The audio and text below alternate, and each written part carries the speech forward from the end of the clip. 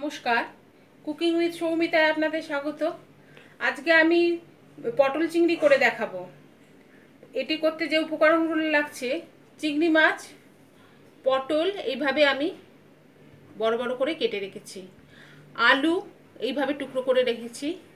এছাড়া ফোড়নের জন্য লাগছে শুকনো লঙ্কা দুটো ছোট এলাচ, দারচিনি, সাদা জিরে এবং তেজপাতা।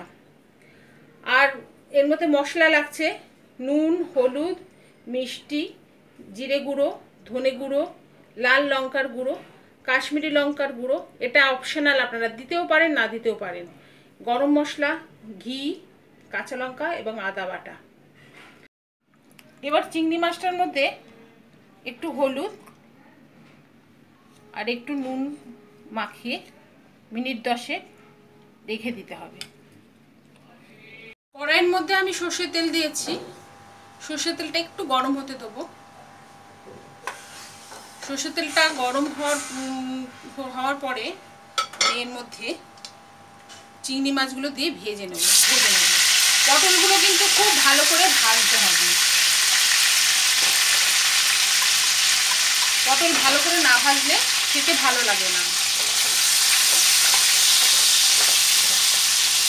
এভাবে আমি কিছুক্ষণ নেড়ে পটলগুলো ভাজতে দেবো। দরকার হলে আমি ফ্রাইং প্যানে কভার দিয়ে দেবো।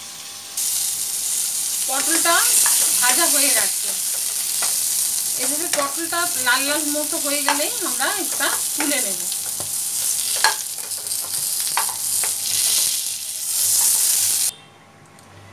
আমি কড়াইতে আর একটু তেল দিয়েছি, দিয়ে এবার সমস্ত মশলাগুলো ফোড়ন দিয়ে দেবো।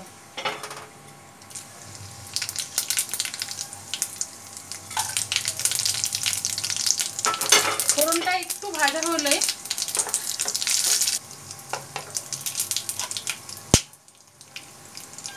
আলুগুলো এর মধ্যে দিয়ে দিতে হবে।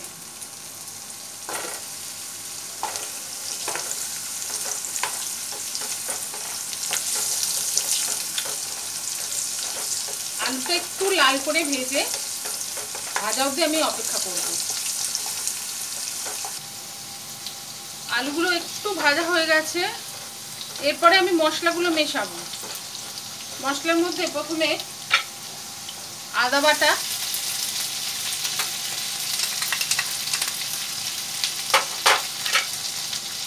লঙ্কার গুঁড়ো, ধনে গুঁড়ো,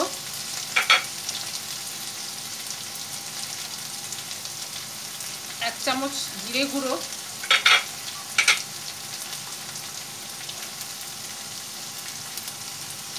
হলুদ,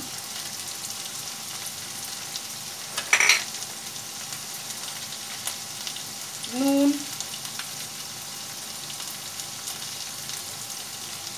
সমস্ত মিশিয়ে একটু জল দিয়ে মশলাটা কষাবো, নাহলে মশলা পুড়ে যাবে। একটু জল দিয়ে আমি মশলাটা এভাবে কষাবো।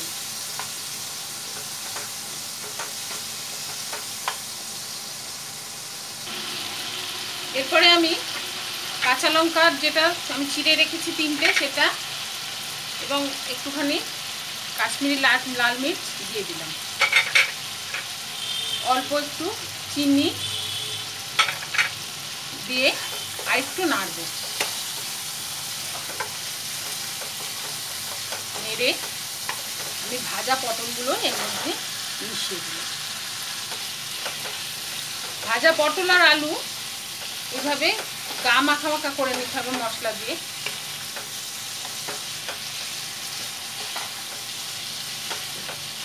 এটা হয়ে গেলে আমি এর মধ্যে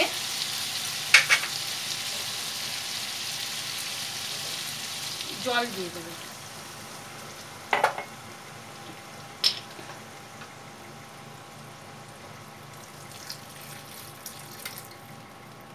এতটুকু পরিমাণ জল দিলেই হবে, এই পটলটা আর আলুটা যাতে একটু ডুবে থাকে।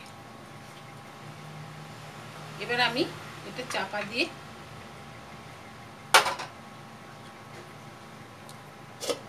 চাপা দিয়ে 10 মিনিট হতে দেবো। এবার দেখি গ্রেভিটা কতটা হলো। গ্রেভিটা ফুটছে। এবার এর মধ্যে আমি ভাজা চিংড়ি মাছগুলো মিশিয়ে দেব।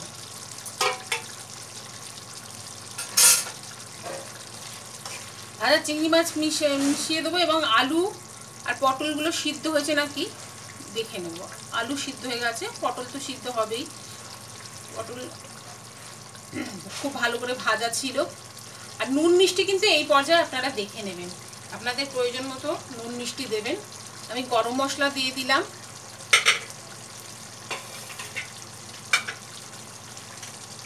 আর এই হাফ চামচ মতো ঘি দিলাম।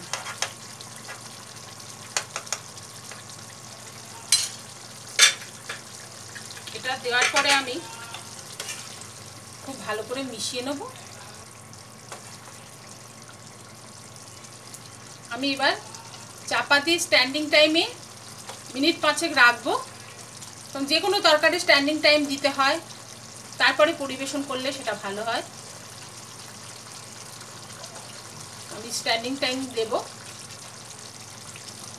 দিয়ে আমি গ্যাসটা নিভিয়ে দেব। তরকারিটা হয়ে গেছে।